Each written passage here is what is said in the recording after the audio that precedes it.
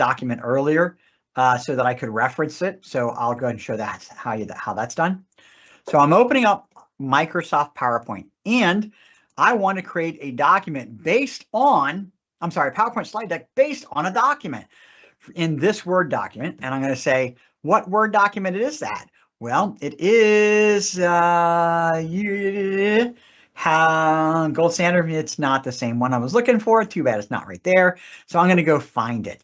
I'm going to find the document that I want. So it's not on my quick hit list. And so I'm going to go to my marketing group. I'm going to go to speaking. Give me a second. So what I'm showing you is how you can navigate through your Microsoft SharePoint or your OneDrive to find what it is that you're looking for. And I am looking for this folder right here. I got lost in the mix. Here we go. I'm looking for this document right here, Healthy Meal Solutions for Seniors. That is the original one I did testing out all my prompts earlier today. All right, and I saved it. So what I'm saying, create a 6-page slide deck. All right, from this program outline in this Word doc, from this program outline. Hold on, right here. Take that out. And what it's doing is now going to reference that document and make a slide deck for it. I don't know if I get 6 slides. Sometimes there's not enough information to generate 6 slides, but it does its best. So I'm not getting a whole lot of slides here, but I'm going to also pick maybe a theme. Notice I can have some branded themes if I want to. And you know, so if I have a brand, a slide deck that's branded, I'll pick that, but I don't right now. And so I'm just going to pick this one. I'm going to say generate slides. And the Jeopardy theme song is on, right? Does everybody hear the Jeopardy theme song in their heads? If you're just picking up on LinkedIn, we just had some problems getting us posted on LinkedIn. Sorry about that. We'll have this out as a recording here soon. So it didn't come up with 6 slides, but that's okay. You know, I'm not too much worried about that, but it did come up with some pretty decent slides, and I'm telling it to keep these slides because this is the resource that I want to use, right? Give me a second. Oh, now that I started streaming, it's hating my guts.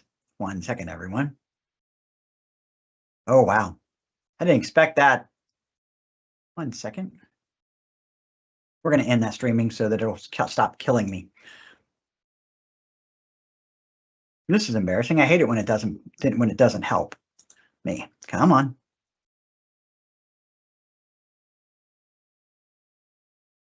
Let me do it again.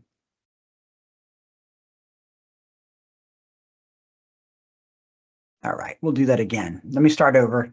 Sometimes when you stream at the same time as you're running other things, like a bunch of different things like I do, sometimes the computer, it's not a Copilot thing, it's a computer problem where my computer might not have enough RAM to do everything I'm telling it to do. So I'm going to do that again, and I'm going to say, I'm just going to say, reference this, this Healthy Meals for Seniors. All I'm going to do, right? Not going to give it anything else. Generating the ideas. Yeah, look, it's giving me a lot more than that. Okay, so since I didn't limit it, it went ahead and just did more. That's kind of cool, actually. Now, since it's generating a slide deck, what's nice in PowerPoint, they've added this new Copilot slide deck editor so that you can modify the slide deck here, move things around easily, and so on and so forth. But I'm not going to mess with that. I'm just going to go ahead and just kind of go with it once it comes up. And it is killing me and embarrassing me because it's not doing what I asked you to do. Sometimes it's finicky. There we go. Maybe it took just a little bit longer than I anticipated. So it's using that document, which is similar to the one I showed you before that I created for you before, right, to make a slide deck about what it is I need to talk about so that I can present it to whoever I need to present it to, or, you know, make it less documenty. And here it is right here. There's my slide deck.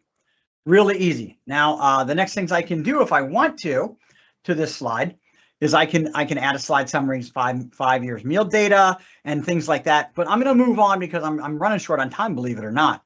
So what I'm going to do is I'm going to open up Excel and I'm going to tell it to create data for me, some fake data, right? That's what it's going to do for me. I don't want real data because I'm not using real data for my demos. I'm going to have it make a fake slide, make a fake PowerPoint spreadsheet with some fake data on it. So here it is. Here's my Copilot prompt right here, this little guy right here. And I'm going to say chat with Copilot. And then I'm going to I don't need location. I'm going to paste my prompt in there. All right, create 10 words, 10 rows for this data. While it's doing that, I'm going to pop back over to my document, and I'm going to go ahead and say, now let's identify. Actually, I do the graph better. I like the graph better. So I'm going to actually take this graph, and here's my data right here. I'm going to say add it to a new sheet. Boom, there it is. I didn't have to do anything. Imagine if I needed something about all the United States, I could just put that question in there and I would get it. So now what I'm going to do is I'm going to say, okay, create a chart of monthly donations by region. And I'm going to say go. So it's going to do it over here. And then it's going to put a chart in another slide, in another tab for me, not on the same one, because that'll kind of get messy if you ask me. And so it's charting the data. So by the way, you can do all kinds of interesting things. You can do calculations, analysis, big spreadsheets this thing goes to town on. And look, it's doing some Python work to code some things. If you don't have to know Python script, you can actually get it to write Python script for you. So I've got two different ones. I don't really care the difference between the two. I'm just going to go ahead and pop it in there, add it to a new sheet. And there we go right there. And so looking at the regions and so on and so forth, it may or may not be exactly what I'm looking for. And that's okay. I would further go in and query it and narrow down that prompt. And I would say, now do this, now do this, now do this. No, don't do that. Do it this way. All right. So you can do it iteratively. You don't have to just do like one thing at a time. It will build on it. It'll do more work for you. All right. Finally, one of the things I'm going to do, because I'm running short on time, only 6 minutes left, believe it or not, I'm going to move right into talk. I'm going to talk to you about Microsoft Teams meetings. If you're using Zoom, and you use Microsoft 365, but you're still using Zoom, you're probably killing yourself and you're spending money that you don't need to spend. Microsoft Teams, like this right here, is included in your Microsoft 365 subscription. The way we're having a webinar right now, it's all part of your Microsoft 365.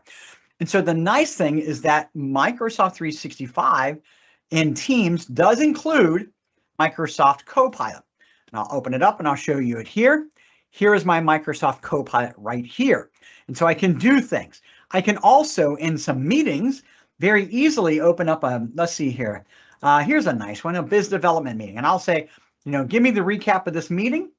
And then because I have Copilot and I recorded this meeting, I'm going to ask it to summarize this meeting and give me deadlines. Summarize and give me deadlines.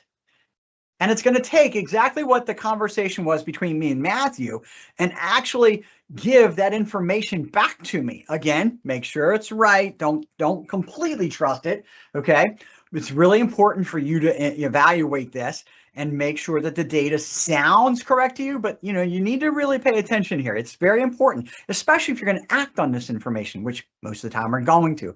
So if you're recording your meetings with Microsoft Teams and you have this subscription to Copilot, you can go into it and actually have it summarize your meetings and give you some interesting information. So just in a matter of 30 seconds or something like that, look at all of that great information that it gave me. And that's with Microsoft Teams. Now, finally, the last thing I'm going to show you is grant. I'm going to do a grant writing agent. Okay, that's what I'm going to do. So I'm going to use this prompt. Okay, and I'm going to go to my Microsoft 365 software. You're like, what is that? Microsoft 365 software. So Microsoft 365, it's an app. You should probably download it. So you can find it as Microsoft 365 Copilot or Microsoft 365 app. And it is embedded with all of the things that you might want to do. So Copilot chat, a library, opening your libraries and searching for different things, creating information. Also, all of your Microsoft 365 apps are in here, so you can easily get to them. What I'm going to show you here is what I did to create this webinar asset. And you know what? I'm going to do it better. I'm going to show you the handbook agent. So every organization wants a handbook. By the way, if you don't have a handbook, why not let Microsoft 365 Copilot write it for you? And so I created this company handbook agent. And so let it open up here. Come on. There's the handbook agent. And all it is just a drop down, drag out version of Copilot, but very, very specific to a particular task. I'll show you how this looks. And it's really easy to do. You just say, by the way, you say new agent with this application. Anybody that has Microsoft 365 Copilot can do this. Give it a name, give it a description, and then give it instructions, right? I gave it concise. I want concise answers regarding this file and its contents. I told it what I wanted to use. You can pull it from all kinds of different sources, but I pointed to this handbook and this handbook alone. This is the source of truth for this agent. Don't go to the internet. Don't interpret anything. Don't look at anything else in my Microsoft 365. Only look at this. Now let me show you how that works. And so really simple question I put in there, just kind of as a shortcut, you can put these in here and I can say, what is our PTO policy? And it's pulling from that 25, 30 page PDF and taking all the sections about PTO and summarizing it all the way down into one result for me. And I don't have to go search for it. I want you to think about this. If I wanted to build an agent based on a grant writing agent, right? And I would do the same thing here, but I would put those prior grants in there or a folder of all of our grants in there as the gold standard resources for it to make its brain work from. And it would only pull from those and it would come up with and make documents and PowerPoints and spreadsheets and all that stuff only based on those resources. That's what a Copilot agent does. So again, Microsoft 365 Copilot is a generalist, but an agent is a subject matter expert. Any questions on that, everyone? I'm sure there's probably lots of them. Matthew, give me one question real fast, and I'll move on to the last part. All right. So what is the difference between an agent made in Microsoft 365 Copilot and an assistant made in Copilot Studio? So Copilot Studio is a higher end application, and it is a more programmatic application, can tie into multiple different places. The Copilot agent is only going to work with SharePoint, OneDrive, and other resources like that. It's not extensible, if you will. Okay. I like that question. It's a really good question, actually. And I think I'll publish some information about assistants also later on. Cool. I'll answer more questions in a moment, but I want to get to these things. If you have Microsoft 365 Copilot, if you have Microsoft 365, any plan but Microsoft 365 Business Basic can have Microsoft 365 Copilot added to it.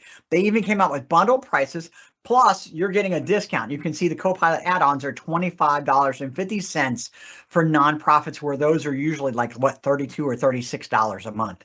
That is a monthly price. So I wanted to give you this. If you need more information about pricing, by all means, I tell you, shoot me an email and I'll get you a lot of information. Now, what I'm going to say is I got a roadmap and implementation checklist and roadmap. Do not put this out there and give it to people and just say go, because it's one of those things where they can wreak havoc with it, and if it's not secure, hackers can do a lot of damage with it. So email me. I would really appreciate email. I send you out these things as soon as I can. A checklist and a roadmap on how to implement your Microsoft 365 Copilot. Really easy. I'm not going to sell you, anything like that. I'm just going to send you this, and we can meet and talk about it if you want. But it's important, that you get this in your hands, not to roll this out on your own. Security is paramount with Microsoft 365 Copilot. It's almost essential to do before any rollout of Microsoft 365 Copilot. So just shoot me an email at jim@valeonetworks.com. All right, let's get to those questions because I'm already over by 1 minute. Everybody, if you don't want to stay, you don't have to. You can drop off, but I'm going to answer all the questions I can right here, right now. Go, Matthew. All right, we got one from Kate. Can you use Copilot for project management, such as tracking tasks for a fundraising event? Yeah, absolutely. So Microsoft 365 Copilot is tied into, I'm not sure if they changed the name on it, Microsoft Planner. Okay, so it is tied into that. So absolutely, you can build plans based on it, and you can build responsibilities based on it. Absolutely. That is one thing that is really cool about it, because it's part of Microsoft 365. It's got tie-ins all over. I just showed you a few applications. Copilot is attached to a bunch of different programs. Now, if you got Microsoft Project, I can't imagine that there's not a Copilot add-in for it. I just don't know off the top of my head. I haven't looked at that. Next. That's it. Wow, I love it. Cool. All right, everyone. Well, give me a clap or raise your hand or give me a smiley face emoji or something like that. If this was helpful, if you found out some new information, thank you, Matt. Thank you, Kate. I appreciate that. Sandra, again, I appreciate that. Great information. Look, my next webinar is going to be March. What is that, Matthew? Is it the 17th? Oh, March 19th. March 19th, we're going to kind of dive in a little bit more into agents, I think. It's going to be really cool. Again, if you're not connected to me on LinkedIn, connect to me, Jim Gast, on LinkedIn. I love connections. And then shoot me an email at, asking me for the roadmap and checklist, jim@valeonetworks.com. There's my contact information in full, really, if you need it. But I'm here to help any way that I can. So thanks a lot for showing up. Everybody, we're going to stay on here for one more minute just in case there are questions. But everyone have a great day and thanks. Anything else, Matthew?